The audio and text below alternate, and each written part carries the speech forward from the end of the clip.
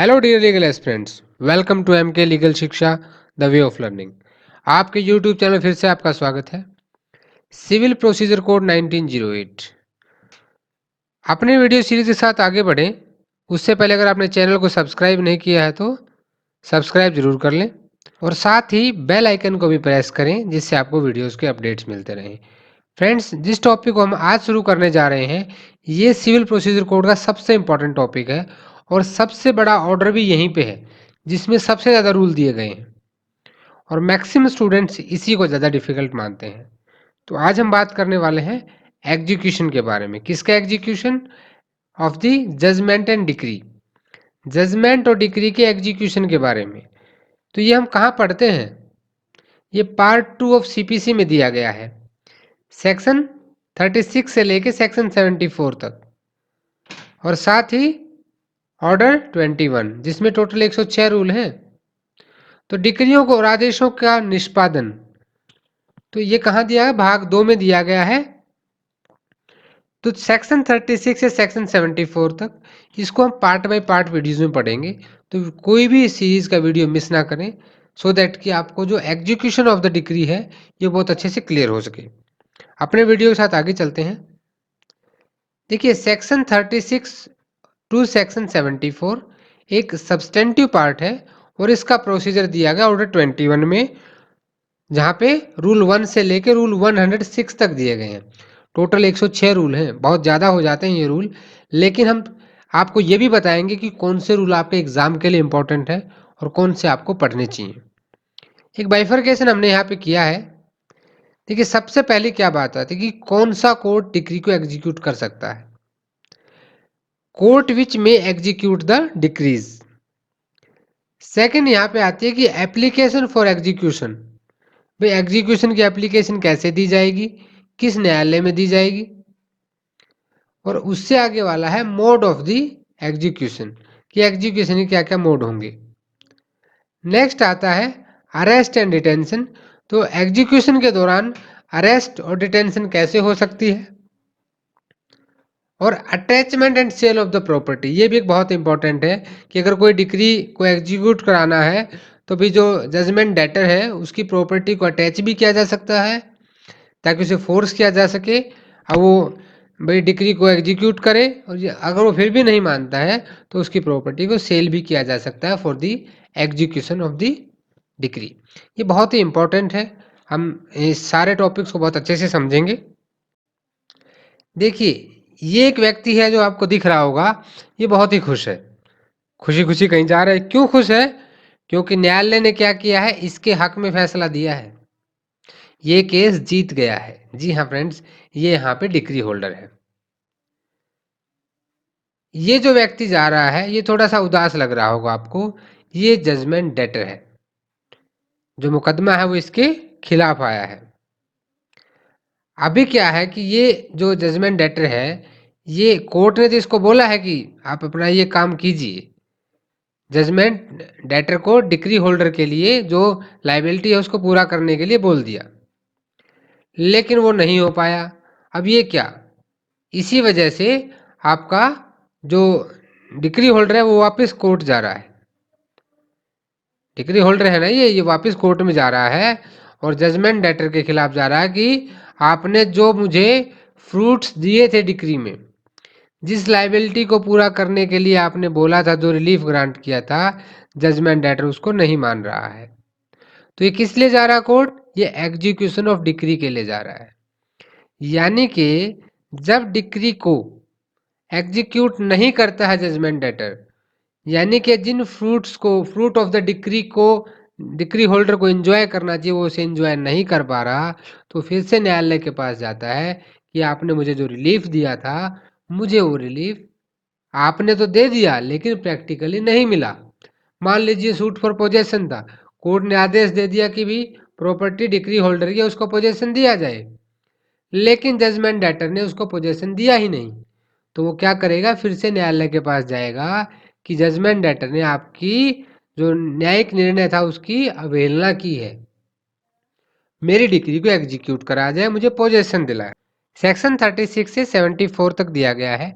आज के वीडियो में हम कुछ सेक्शंस की बात करेंगे। और उसके बाद फर्दर हम उसके ऑर्डर्स को, रिलेवेंट ऑर्डर्स को भी साथ साथ देखेंगे। देखिए सबसे पहले सेक्शन 36 क्या कहता है कि एप्लीकेशन टू द ऑर्डर्स, मतलब ये है कहने का कि जो भाई execution of decree and judgment तो है, लेकिन जो नियम दिए गए हैं सेक्शन 36 से लेकर 74 तक और ऑर्डर 21 में जो 106 नियम दिए गए हैं, वो ऑर्डर्स पर भी उसी तरह से एप्लीकेबल होंगे जिस तरह की वो डिक्री और जजमेंट के ऊपर एप्लीकेबल होते हैं। The provision of this code relating to the execution of decree, including provisions of relating payment under a decree, shall, so far as they are applicable, be deemed to apply to the execution of the orders, including payment under an order. यानी कि किसी आदेश के निष्पादन के लिए भी इन नियमों का, इन धाराओं का उसी तरह से पूर्ण रूप से न्यायालय इस्तेमाल करेगा जैसे कि जजमेंट और डिक्री में करता है। अभी सेक्शन 37 देखिए, ये बात करता है definition of the court which pass the decree. ये उस कोर्ट के बारे में बताता है जिसने डिक्री पास की है। वो डिक्री कौन पास करेगा? जहां पे सूट पेंडिंग था, जहां सूट लाया गया था, इंस्टीट्यूट किया गया था। जहां पे कोई डिक्री एग्जीक्यूट होती है and it has been passed in the exercise of the appellate jurisdiction, the court of the first instance, यानी कि जहां पहली बार मुकदमा लाया गया था। Where the court of first instance has ceased to exist. अब मान लीजिए भाई कह क्या रहा है कि आप वो कोर्ट जहां पे आप पहली बार मुकदमा लाए थे वो सीज हो गया है, कोर्ट बंद कर दिया गया है और उस का जो क्षेत्राधिकार है वो किसी दूसरे न्यायालय को दे दिया गया है। तो क्या होगा वहां पे कि कोर्ट जिसके पास अभी उसका क्षेत्राधिकार है and the decree was passed, was instituted at the time of making the application for the execution of decree, would have jurisdiction to try such suit। देखिए इसको एक एक्सप्लेनेशन से समझते हैं यहाँ पे कि the court of first instance does not cease to have jurisdiction to execute a decree merely on the ground that after the institution of the suit wherein the decree was passed or after passing of the decree any area has been transferred from the jurisdiction of the court। अब मान लीजिए जब court में case institute कर दिया आपने और उसके बाद और जब वो इंस्टीट्यूट किया गया था केस वहां पे, उस वक्त या जब उसको डिक्री पास की गई थी तब उसके पास वो एरिया था, बाद में उसके जुरिस्डिक्शन से ट्रांसफर कर दिया गया, तो उसके बावजूद भी वह न्यायालय उसको एग्जीक्यूट कर सकता है। ये आपका सेक्शन 37 कहता है।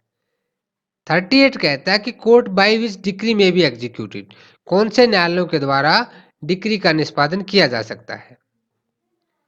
डिक्री में भी executed either by the court which passed it और by the court to which it is sent for execution. देखिए जिस न्यायालय ने डिक्री दी है भाई वो तो एग्जीक्यूट कर ही सकता है उसको, या वो न्यायालय जिसके पास उसे भेजा गया एग्जीक्यूशन के लिए।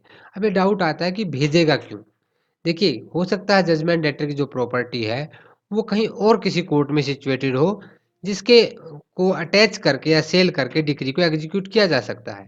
तो ऐसे केसेस में न्यायालय क्या करता है, इस डिक्री को उस कोर्ट में भेज देता है कि आप इसको एग्जीक्यूट कर दो।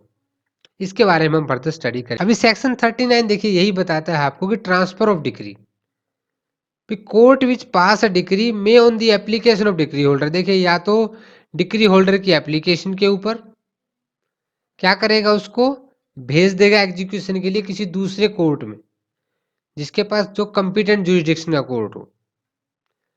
अब इफ द पर्सन अगेंस्ट हुम decree is passed actually and voluntary resides. अब देखिए यहाँ पे क्या है कि अगर जजमेंट डेटर जो है आपका वो किसी दूसरे कोर्ट के जुरिस्डिक्शन में रहता है, वहां पे वो कोई काम करता है, नौकरी करता है, तो उस कोर्ट में जहाँ जिसके जुरिस्डिक्शन में वो रहता है, उसकी जो अपना काम करता है, नौकरी करता है, जो भी बिजनेस करता है, वहां पर भेजी जा सकती है एग्जीक्यूशन के लिए on the application of decree holder. दूसरी चीज क्या है कि if such person has not property with in the local limit of jurisdiction of court. अब मान लीजिए दिल्ली के किसी कोर्ट ने कोई एक फैसला दे दिया ए के फेवर में और बी के अगेंस्ट में। अब जो बी की प्रॉपर्टी है वो दिल्ली में है ही नहीं, वो उसकी प्रॉपर्टी जो है सोनीपत में है। तो यहाँ पे कोर्ट क्या कर सकता है कि उसको सोनीपत के न्यायालय को भेज सकता है जहां पे उसकी प्रॉपर्टी सिचुएटेड है। कहने की बात यह है कि जहां पे जजमेंट डेटर या तो कोई काम करता हो, बिजनेस करता हो, यानी कि जहां पे न्यायालय उसको फोर्स कर सके उस डिग्री को एग्जीक्यूट करने के लिए, या उसकी प्रॉपर्टी वहां पर हो, तो वहां पे कोर्ट जो है उसको डिग्री को ट्रांसफर कर सकता है। उसके बाद आता है कि if the decree directs the sale और delivery of immovable property situates outside the local limit.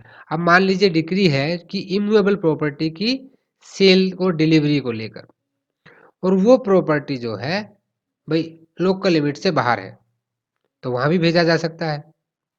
If the court which pass the decree consider for any other reason, न्यायालय को अगर लगता है किसी भी ऐसे कारण से, और जो कारण अगर उसको लगता है तो वो उसको रिकॉर्ड करेगा राइटिंग में कि डिक्री जो है किसी दूसरे कोर्ट को एग्जीक्यूट करनी चाहिए। क्यों करनी चाहिए भाई, इसके लिए जज साहब उसमें एक रीजन रिकॉर्ड करेंगे राइटिंग में। अभी अब तक आपने कहा कि भाई application of the decree holder में भेजेंगे, तो क्या न्यायालय अपनी खुद से अपनी मर्जी से भेज सकता है? बिल्कुल भेज सकता है। जिस न्यायालय ने उस डिक्री को पास किया है वो सुओ मोटो भी उसको किसी दूसरे कोर्ट में एग्जीक्यूशन के लिए भेज सकता है। Court of the competent jurisdiction means, या कंपिटेंट जुरिसडिक्शन में हमने बोला, हमने क्या कहा कि किसी दूसरे ऐसे कोर्ट में भेजेगा जो कंपिटेंट जुरिसडिक्शन का हो। अभी कंपिटेंट जुरिसडिक्शन से क्या मतलब है? कोर्ट ऑफ कंपिटेंट जुरिसडिक्शन का मतलब है कि at the time of making the application for the transfer of decree to it, such court would have jurisdiction to try the suit in which such decree was passed। ठीक है, तो वहां पे उसका अगर जुरिस्डिक्शन होता वहां पे उस टाइम पे, यानी कि वो उस मुकदमे को ट्राई कर सकता है, तो एग्जीक्यूट भी कर सकता है। नेक्स्ट यहाँ पे कहता है कि nothing in this section shall be deemed to authorize the court which pass the decree to execute such decree against any person और property outside the local limits of its jurisdiction. देखिए, इस section का, इस धारा का कोई भी भाग न्यायालय को ये अधिकार कतई नहीं देता है कि वो किसी भी व्यक्ति के खिलाफ डिक्री एग्जीक्यूट कर दे, किस प्रॉपर्टी को लेके, ऐसी प्रॉपर्टी को लेके जो उसके लोकल लिमिट से बाहर है, उसके जुरिस्डिक्शन से बाहर है, उसके क्षेत्राधिकार में नहीं आती है, तो इस केस में उसको ट्रांसफर ही करना पड़ेगा। तो यहाँ तक आपको सेक्शन 39 क्लियर हो गया होगा।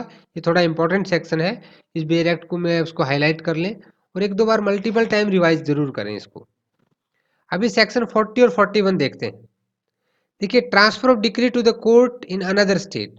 अभी तक तो हम था भी कि ठीक है अगल बगल अपने आसपास भेज रहे थे, अब किसी दूसरे स्टेट में है। ये कई बार क्वेश्चन बनता है यहाँ से कि अगर जो जिस कोर्ट में भेजा जा रहा है एग्जीक्यूशन के लिए, अब मान लीजिए दिल्ली कोई केस था और मुंबई भेजना पड़ गया, तो भी मुंबई महाराष्ट्र में है, दिल्ली यहाँ पे है, तो उस केस में क्या होगा? Where a decree is sent for execution in another state shall be sent to such court and executed in such a manner as may be prescribed by the rules in force in that state। तो जो महाराष्ट्र में जो set of rules होगा ना, उस वक्त rules कौन बनाएगा? हाई कोर्ट बनाएगा वहां का। तो वहां के हाई कोर्ट ने जो नियम बना रखे होंगे, रूल बना रखे होंगे, उन्हीं के आधार पर वो डिग्री एग्जीक्यूट होगी। सेक्शन 41 कहता है कि results of execution proceeding to be certified, कि भाई जो भी उसमें निकल कर आते हैं तथ्य वो सर्टिफाई करने चाहिए। Execution sale certify the court which pass the decree it the, अगर वो न्यायालय उसको एग्जीक्यूट करने में फेल हो जाता है, in that case same circumstances जो फेल हुई हैं वे क्यों नहीं उसका निष्पादन कर पाया, इस बात को भी वहां पे वो सर्टिफाई करेगा। सेक्शन 42 पे चलते हैं। Transfer of decree to the court in another state. हम थोड़ा सा फास्ट जा रहे हैं इन वीडियोस में, क्योंकि देखिए अभी एमपी जुडिशरी और हरियाणा जुडिशरी के एग्जाम्स बहुत पास आने वाले हैं। हमारे पास समय कम है, हम इंपॉर्टेंट टॉपिक्स को कवर करते हुए चलेंगे। साथ ही हम लोग एक टेस्ट सीरीज भी शुरू कर रहे हैं, जिससे कि आपको एग्जाम पॉइंट ऑफ व्यू से बहुत ज़्यादा बेनिफिट मिलने वाला है। तो हमेशा हमारे चैनल के साथ जुड़े रहिए। देखिए, लॉ एक ऐसा सब्जेक्ट है जिसको अगर आप समझने की कोशिश अगर ज़्यादा करें पढ़ने की बजाय, तो आपको ज़्यादा बेनिफिट होगा।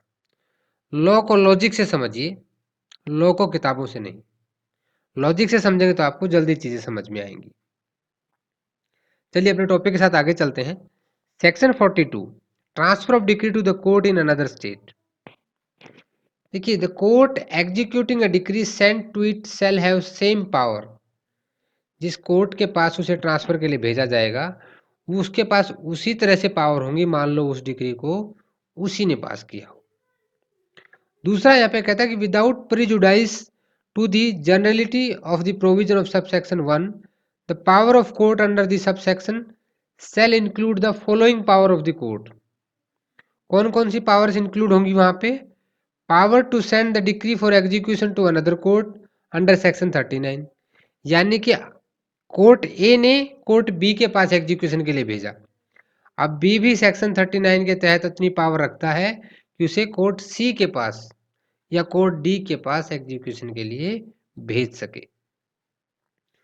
दूसरी पावर यहां पे है कि power to execute the decree against the legal representative of deceased judgment debtor under section 50।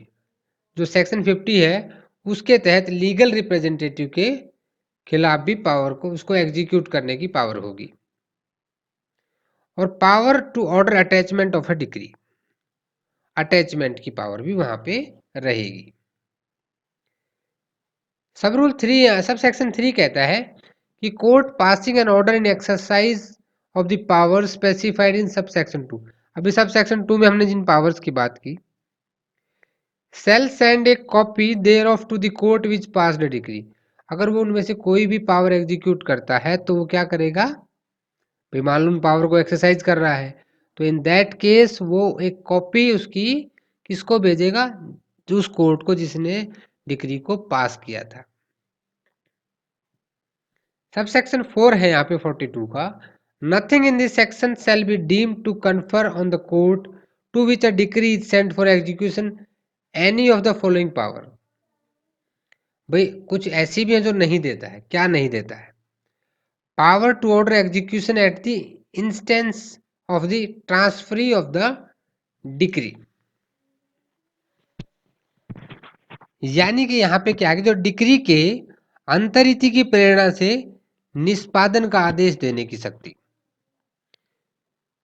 Clause B कहता है कि in the case of a decree passed against a firm, power to grant leave to execute such decree against any person other than such a person is referred in clause B और clause C of sub rule 1 of rule 50 of order 21। ये rule order 21 के rule 50 की यहाँ पे बात करता है। ये कहता है कि जब किसी फर्म के खिलाफ कोई डिग्री एग्जीक्यूट करनी है तो जो रूल 50 है, नियम 50 है आदेश 21 का, ये क्या है? ये है execution of degree against A firm. इसको जब हम पढ़ेंगे ऑर्डर 21 तब इसको देखेंगे। तो वहां पे कोई डिग्री किसी ऐसे व्यक्ति के जो कि इस नियम 50 में बताया गया उसके खिलाफ एग्जीक्यूट नहीं कर सकता है कोर्ट, यानी कि उसके किसी और व्यक्ति के खिलाफ पारित करने की, एग्जीक्यूट करने की पावर उसको बिल्कुल नहीं देता है। तो जो सब सेक्शन 4 में बताई गई है ये दोनों पावर उसको बिल्कुल नहीं है न्यायालय को एग्जीक्यूशन के दौरान। किस न्यायालय को? जिसको डिग्री ट्रांसफर की गई है। 43 कहता है कि execution of decree passed by civil court in the place to which this code does not extend. अभी कुछ ऐसे भी एरिया हैं जहाँ पे ये सीपीसी लागू नहीं होती, और अगर वहां पे किसी सिविल कोर्ट ने ये कोई डिग्री दिया तो वहां कैसे एग्जीक्यूशन होगा? Any decree passed by any civil court established in any part of the India to which provision of this code do not extend। भाई कोई ऐसा कोर्ट है सिविल कोर्ट जहां पे सीपीसी लागू नहीं होती और उसने कोई डिग्री पास कर दी है। और भाई एनी कोर्ट एस्टेब्लिश्ड और continued by authority of central government outside India, या भारत के बाहर कोई ऐसा न्यायालय जिसको भारत की केंद्र सरकार ने स्थापित किया है या उसे चला रही है। May if it cannot be executed within jurisdiction of the court, और उस कोर्ट के जुरिस्डिक्शन में उसको एग्जीक्यूट नहीं किया जा सकता। By which it was passed, जिस न्यायालय ने उसको पास किया है वो अपने क्षेत्राधिकार में उसको एग्जीक्यूट नहीं कर सकता। Be executed in the manner herein provided within the jurisdiction of any court in the territories to which this code x tends.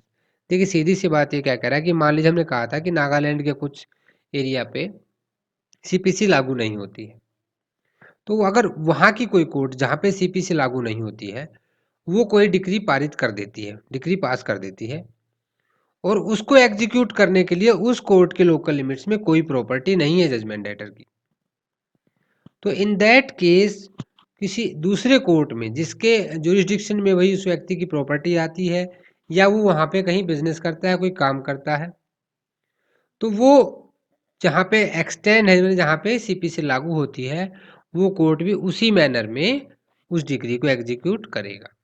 I hope आपको सेक्शन 43 अच्छे से क्लियर हो गया होगा। 44 यहाँ पे कहता है कि execution of decree passed by revenue court in place to which this court does not extend. अब मान लीजिए किसी रेवेन्यू कोर्ट ने किसी डिग्री को पास किया है और वो रेवेन्यू कोर्ट ऐसी जगह पे जहाँ पे सीपीसी लागू नहीं होती है। 43 का ही एक दूसरा पार्ट है ये। तो वहाँ पे क्या होगा, स्टेट गवर्नमेंट या तो कोई ऑफिशियल नोटिफिकेशन निकाल के ये डिक्लेयर कर सकती है कि जो डिक्री है रेवेन्यू कोर्ट की in any part of India to which provision of this code do not extend, जहाँ पे सीपीसी लागू नहीं होती, और any class of such decrees may be executed in the state as if they have been passed by court in that state। वो न्यायालय के द्वारा इस तरह से की जाएंगी उस राज्य में, मान लो वो उसी ने पास की हो। एक 44A भी है यहाँ पे जो रेसिप्रोकेटिंग टेरिटरी की बात करता है। अब ये रेसिप्रोकेटिंग टेरिटरी है क्या? देखिए रेसिप्रोकेटिंग टेरिटरी को जो है वैतिकारी राज्य क्षेत्र बोला जाता है हिंदी में। रेसिप्रोकेटिंग टेरिटरी ऐसे एरिया होते हैं जो इंडिया से बाहर हैं और इंडियन गवर्नमेंट अपने ऑफिशियल नोटिफिकेशन में उनको रेसिप्रोकेटिंग टेरिटरी का दर्जा देती है। इसके लिए एक ऑफिशियल गैजेट रहता है, उसमें गवर्नमेंट डिसाइड करती है। तो यहाँ पे क्या होगा कि एक सर्टिफाइड कॉपी चाहिए। क्यों चाहिए? क्यों? एक तरह से देखिए फॉरेन जजमेंट है। हमने सेक्शन 13 और 14 में पढ़ा था कि फॉरेन जजमेंट कब कंक्लूसिव होंगी। 14 में हमने पढ़ा था कि सर्टिफाइड कॉपी होनी चाहिए। ए से लेके एफ तक सेक्शन 13 में हमने क्लोज भी पढ़े थे कि कब यहाँ पे हम उसकी मानेंगे कि वो इंडिया में कंक्लूसिव होगी। तो उसकी एक सर्टिफाइड कॉपी चाहिए, और यह कहाँ पे? किसी डिस्ट्रिक्ट कोर्ट में। याद रखिएगा ये डिस्ट्रिक्ट कोर्ट में ही अप्लाई होगा उसका एग्जीक्यूशन। और सर्टिफाइड कॉपी के साथ साथ एक सर्टिफिकेट भी लगेगा वहाँ के एक सुपीरियर कोर्ट का कि जो डिक्री है दैट इज सेटिस्फाइड और adjusted, and such certificate sale for the purpose of proceeding under this section भी एक कॉन्क्लूसिव प्रूफ, वहाँ एक कॉन्क्लूसिव प्रूफ के तौर पे वो लिया जाएगा। और जो सेक्शन 47 है, ठीक है, that sale as form of filing a certified copy of decree apply to the proceedings of a district court. District court ही एग्जीक्यूट करेगा। तो पहला क्वेश्चन यह बनता है कि कौन सा कोर्ट एग्जीक्यूट करेगा? डिस्ट्रिक्ट कोर्ट एग्जीक्यूट करेगा। और यहाँ पे उसको जो है वो फॉरेन जजमेंट की तरह है, वो सेक्स क्लोज ए से लेके क्लोज एफ तक जो सेक्शन 13 के हैं उनके साथ होगा, तभी वो इंडिया में कंक्लूसिव मानी जाएगी। तो ये आपका रेसिप्रोकेटिंग टेरिटरी क्या होती है, ये क्वेश्चन भी कभी कभी पूछा जाता है, और किस सेक्शन में दी गई है ये भी पूछा जाता है। अभी देखिए सेक्शन 45 की बात करते हैं। अभी तो हम बाहर वाली डिग्री को 44A में इंडिया में एग्जीक्यूट कर रहे थे। अब मान लीजिए कोई इंडिया की किसी कोर्ट ने डिग्री को पास किया है और उसे एग्जीक्यूट कराया जा सकता है आउटसाइड द इंडिया। तब क्या होगा? So much of the foregoing sections of this part as empowers the court to send a decree for execution to another court shall be construed as empowering a court in any state to send a decree for execution to any court established by authority of the central government outside India, to which the state government has by notification in official gazette declare this section to apply। यानी कि central government के द्वारा कोई established ऐसी court India से बाहर जो Indian government अपने ऑफिशियल गैजेट में डिक्लेयर कर रखी है कि वहाँ पे ये धाराएं लागू होंगी, वो कोर्ट उस कोर्ट को एग्जीक्यूशन के लिए भेजी जा सकती है। अभी देखिए सेक्शन 46, ये मोस्ट इंपॉर्टेंट सेक्शन है। परसेप्ट्स की बात करता है ये आज्ञा पत्र।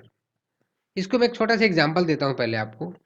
मान लीजिए किसी व्यक्ति की प्रॉपर्टी है दिल्ली में, तो कोर्ट क्या करेगा, यहाँ की कोर्ट जो है दिल्ली को बोलेगी कि भाई आप उस व्यक्ति की प्रॉपर्टी को अपने पास अटैच कर लो। और कैसे बोलेगी, एक प्रिसेप्ट भेजेगी, एक आज्ञा पत्र उसको भेजेगी।